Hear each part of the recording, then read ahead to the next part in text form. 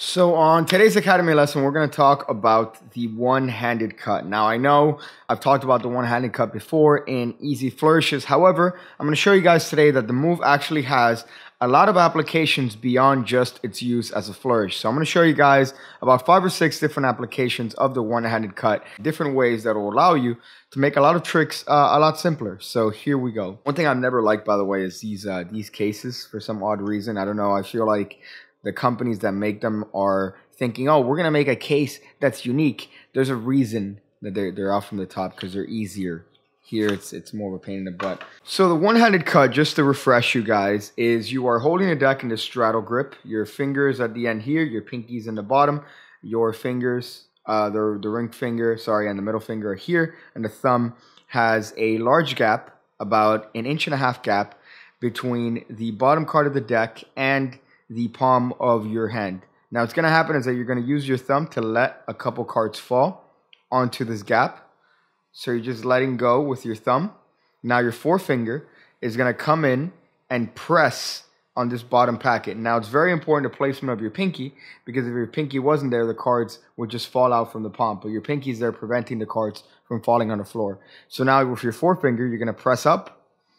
And at some point, what's going to happen is that you're going to let go with your thumb, so that this packet is now being held essentially freely against the forefinger and being held by the middle and the ring finger.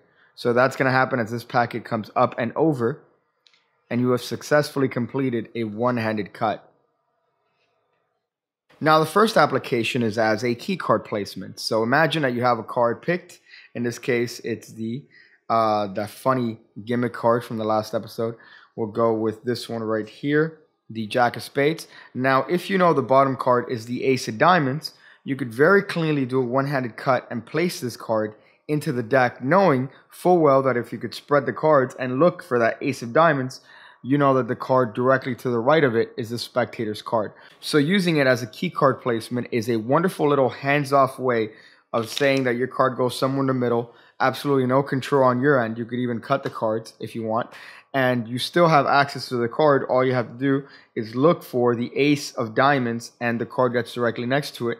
In this case, it's going to be to the right, and you're going to know what their card is. It still works too if the key card is on top of the deck. So if the key card is on top of the deck, it could still work the same. The only difference is that now when you look for the Ace of Diamonds, you know that their card is going to be the one directly to the left. Because remember, the Ace of Diamonds was initially on top. Then you cut the deck. So now it's going to be the one to the left of the key card. So either or, if you have the key card on top or on bottom, this is a wonderful way to place it into the middle of the deck and establish control that way. Now, the one-handed cut does lead itself to be used as an actual control itself by making use of the in-jog. So if you want, you could control the card that way, or you could even control the card in the Mahatma control we talked about in other episodes, in this case, using that. So for this, all you have to do is you do a one-handed cut and you in-jog the card that the spectator picked. You don't have to do this in a hidden fashion.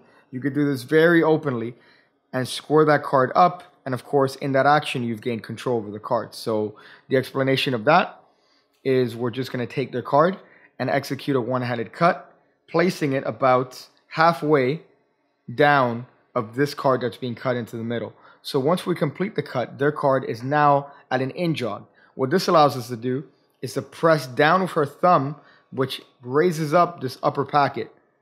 That allows us to stick our pinky there and gain a break right there above the selected card. So in this case, if the spectator happened to pick the 2 of clubs, they see the 2 of clubs going in the middle of the deck, they see you scoring it, and they don't see any other action. However, in that, you've obtained a break right there above the card. So one last time, we have the 8 of Diamonds. That card goes in the middle. You press down, which is going to lift up the packet and allow your pinky to get there, so that now you could control that card in any way you want. You could use the Mahatma control. You could use a double undercut. Whichever technique you want to use, you're more than welcome to use, because you have a pinky break right there above the card in a very fair fashion. So from the front, it just looks like that card's going in the middle and you're just shuffling off the cards. However, in that action, you've controlled it directly to the top. Now, this move is also known as a one-handed pass. The reason for that is because it could be used as a pass. So one more time, they pick any card. In this case, the 6 of hearts. You tell them you don't want to resort to fancy cuts or shuffles, but you just want to make sure that their card is somewhere lost in the deck. And of course, in that action, their card is on top of the deck.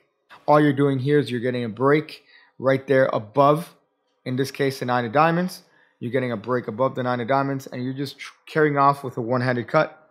So you're just carrying off with a one-handed cut at the spot of the break, which cuts that card directly on top of the deck. Now, at this point, it's optional if you want to do another shuffle, if you want to do maybe a riffle shuffle and you keep their card on top. Hey guys, post-production Piggy here. I don't know, for some reason the next footage was unusable. So case in point, all you're doing is you're doing that one-handed cut. If you want to do an optional shuffle afterwards, keeping their card on top of the deck, you're more than welcome to do so. However, it's also completely passable if you just want to do that one-handed cut, get the card directly to the top, do maybe a little bit of a dribble, and tell them that you don't want to resort to fancy things. You just want to make sure that the spectator knows their card is somewhere lost in the middle. And of course, in that action, their card is controlled directly to the top. It's more of an open move, but it's hidden in your pattern and your body language. So I hope you guys enjoyed that. Let's move on to the next one. Now, Daryl Martinez came up with this wonderful one-handed cut force that you're going to see is a very, very effective force at the bottom card. I'm also going to teach you guys the original way that it was written up. However, this one I think has more value in most performers. So for this, you're going to riffle down the edge, have the spectator call stop. Wherever it is that they call stop, you tell them to remember that card. And of course, in that action, that card was forced because it was the original bottom card. So you're riffling down the length of the card, much like in the traditional riffle force. And wherever they call stop, you're going to break the deck at that point, and you're going to insert your finger right there and break the deck, allowing you to complete the one-handed cut and having the spectator remember that card. So in action, if you just look like, sir, do me a favor, call stop anytime you want. Okay, right there. I want you to remember the card that you cut to. Perfect. Go ahead and shuffle the cards. It would look something like that. Now, of course, all I'm doing is doing a riffle, cutting at that break, and showing them the bottom card. This is a wonderful little force, again, by Daryl Martinez. And it shows you the versatility of this move in that you could do even a force with this technique. So this is a very bold variation of that riffle force. This was explained by Daryl in Encyclopedia of Card Sleights, Volume 4. And I personally love this force. I think it's one of the better ones using the one-handed cut, especially over this one, just because this one has a little bit more bolder of a feel, and I tend to enjoy that sort of magic. So for this, you tell the spectator that you want them to see a card in the deck, but you don't want to see what that card is, so you're going to look away. So you turn and you ask the spectator if they've seen a card, and why not go ahead and mix the cards. So of course, this is a very bold action because all you're doing is a one-handed cut, asking the spectator if they've seen a card, and in this case, having the spectator shuffle the deck. That's all you're doing. But it's in the way you sell it. It's in the way you're looking away, and the spectator isn't going to question it if you present it the right way. So if you tell the spectator, I just want you to see a card in the deck, I'm going to look away. I don't want to take any sort of peek. Did you get one? Perfect. Go ahead and mix up the cards.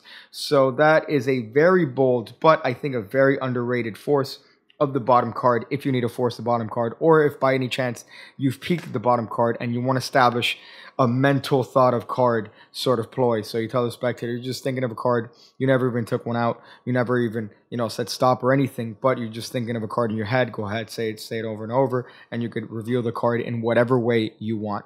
One last application of that one-handed cut force is the fact that you could use it to make a card disappear from the deck. Now imagine if you have procured a little bit of tackiness on the back of this top card. So one of the ways that I like doing it is that I grab a post-it note and I rub it on the back of the card. This creates a temporarily sticky card that allows you to stick it to another card and essentially have a double. What you could do is that you could riffle down the corner. You could have a bottom card that you know ahead of time, and in this case, by riffling and completing the force, so the spectator says stop, in the action of closing the deck, you now have made that card disappear. So when you spread through the cards, because of the nature of the cards, that original top card is going to stick, or that force card is going to stick on that card, and the spectator is not going to be able to see it. So you could spread through the cards, and the spectator is not going to find the card. Even if you want, the spectator could spread through the cards, and they're not going to find their card, and all you've done is essentially put some sticky on the top card and you're good to go. Now imagine if that card had a duplicate that you had somewhere else. That would be an amazing trick.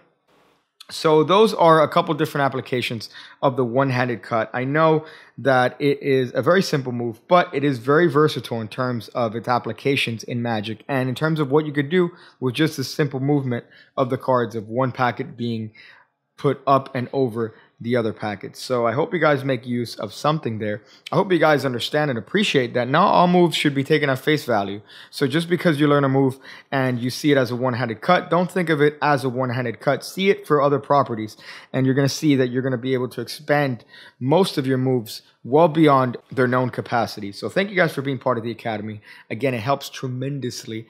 I hope to see you guys on the next lesson.